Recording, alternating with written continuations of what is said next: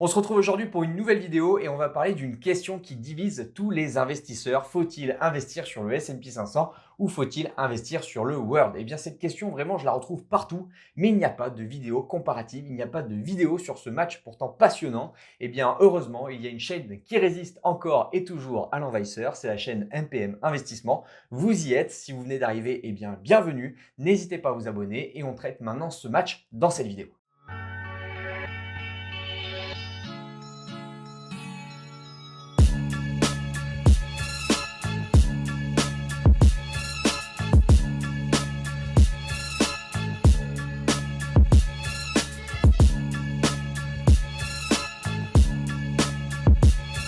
Qui dit match dit forcément étude de la diversification. En effet, pour moi, la diversification, peu importe à quel niveau, on verra qu'il y a plusieurs étages même de diversification, eh bien c'est la clé pour moi pour optimiser son portefeuille et le diversifier au maximum pour protéger son capital sur le long terme.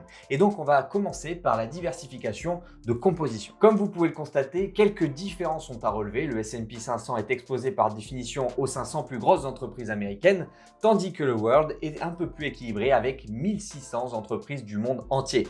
La comparaison est bel et bien binaire et je peux constater que le World est plus diversifié que le S&P 500 US en termes de nombre d'entreprises. Si vous analysez un peu plus la composition des indices, vous constatez que les 10 premières positions dans l'ETF S&P 500 représentent 32% de la composition globale contre 22% pour l'ETF World. Là encore, l'avantage va à l'ETF World. Petit focus MPM Investissement d'ailleurs, vous le savez, les ETF sont des produits vivants puisque annuellement ils sont révisés et ainsi on va avoir toujours une performance qui sera optimisée au niveau des entreprises, d'un secteur ou d'une composition. Et c'est ainsi, si une entreprise décline, elle va être remplacée par une entreprise qui sera beaucoup plus performante. Ainsi, on observe généralement une tendance haussière sur les ETF sur le long terme. Continuons avec la diversification géographique et reprenons notre précédente slide. Vous pouvez constater que l'ETF S&P 500 est exposé à 100% aux USA, tandis que le World est un peu plus équilibré avec des entreprises du monde entier, mais une prédominance américaine demeure toujours avec 71%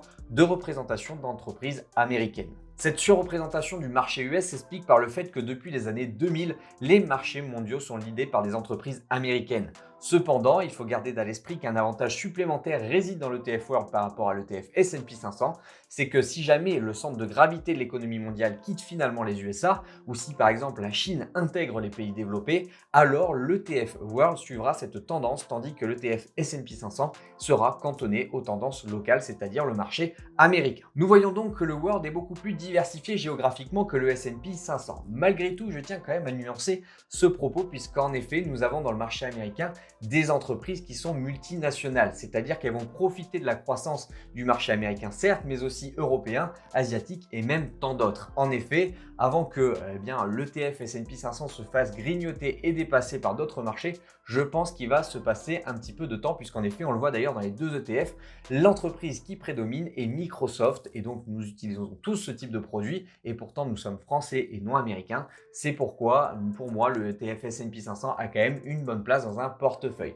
Malgré tout, au niveau de la diversification géographique, je préfère le World, notamment au niveau de la bascule économique mondiale. Troisième diversification possible, ça sera la diversification sectorielle. Alors en effet, vous le constatez aisément, vous avez une répartition similaire des différents secteurs. Cependant, la composition sectorielle de l'ETF World semble un peu plus équilibrée dans le sens où le secteur technologique est beaucoup moins représenté, plus de 6 points inférieur à celui de l'ETF S&P 500. C'est d'ailleurs ce secteur qui pousse les performances exceptionnelles du S&P 500 ces dernières années, mais attention à la surexposition. 30% de représentation, c'est tout de même énorme. J'ai pour ma part une approche beaucoup plus pragmatique et je cherche constamment l'équilibre au niveau des secteurs boursiers dans mon portefeuille. En effet, vous le savez, ou alors je vous remets le lien de ma vidéo en votre écran, eh bien il va y avoir différents secteurs boursiers qui vont réagir différemment selon les cycles économiques. C'est pourquoi le secteur technologique, par exemple, va superperformer lors de phases de reprise et d'expansion, alors qu'à l'inverse, le secteur de la santé va superperformer lui dans les crises, mais aussi les récessions. Alors c'est pour ça que moi, à chaque fois, je vais chercher un petit peu un équilibre pour toujours avoir un portefeuille équilibré, peu importe le cycle économique dans lequel je me trouve. Cette constatation est basée sur l'historique des performances des différents secteurs au cours des différentes phases économiques depuis plus d'un siècle.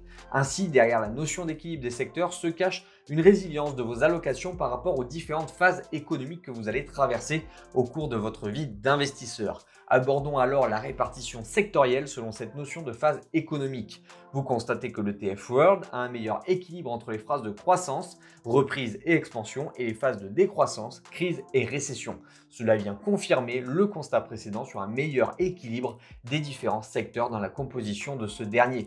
Le point de la diversification sectorielle est donc accordé à l'ETF World. Enfin, dernière diversification possible, ça va être la diversification monétaire. Sur ce point, pour moi, vous le savez, il n'y a pas forcément de match puisque chaque ETF est adossé à une monnaie ou exprimé dans une monnaie, donc il ne va pas y avoir de diversification en fait monétaire.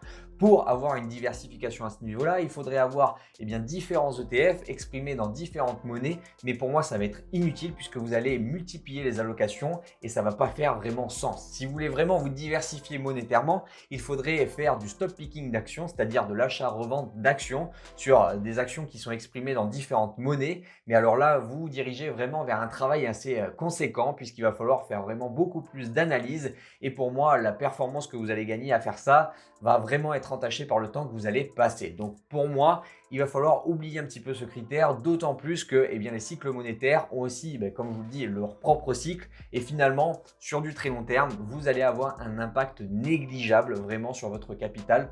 Donc pour moi, la diversification monétaire est un critère à oublier. Et bien maintenant qu'on a étudié la diversification sur toutes ses formes, qu'en est-il des frais et de la performance? Et bien sur ce graphique, vous constatez aisément les super-performances de l'ETF S&P 500 par rapport à l'ETF Monde. Il s'agit là de performance brute. La différence est encore accentuée par la prise en considération des frais. En effet, les frais annuels sur l'ETF S&P 500 sont de 0,15%, là où les frais de l'ETF World sont quasiment 2 fois plus élevés à 0,28%. Ainsi, en rajoutant les frais des ETF, la surperformance du S&P 500 est encore plus forte. C'est donc naturellement que l'ETF S&P 500 remporte 2 points pour les frais et pour la performance. Nous voilà déjà à la fin de cette vidéo et finalement le match est remporté par l'ETF World 3 points à 2 contre le S&P 500. Malgré tout, l'ETF World marque la plupart de ses points sur la diversification alors que l'ETF S&P 500 marque ses 2 points sur la performance et les frais qui sont quand même des aspects recherchés par les investisseurs. J'aimerais néanmoins pousser la réflexion sans que cela ne change quoi que ce soit au résultat du match. En effet, les phases de croissance sont des phases beaucoup plus longues dans le temps que les phases de décroissance. Ainsi, l'ETF S&P 500 tire réellement son épingle du jeu car oui, il sera plus impacté dans les phases de décroissance, mais ses contre-performances seront largement compensées lors des phases de croissance. Ainsi, sur le très long terme, l'ETF S&P 500 est probablement le meilleur choix. Néanmoins, je vais rajouter une couche supplémentaire puisque tout ceci sera vrai si l'économie d'aujourd'hui reste identique à l'économie de demain. Et sur ce point, rien n'est moins sûr, surtout justement si l'économie mondiale tend à se déplacer vers l'Orient, vers la Chine ou encore les BRICS. Dans ce cas-là, l'ETF World tirera nettement son épingle du jeu par rapport à un S&P 500 qui sera alors mis KO. Donc pour moi,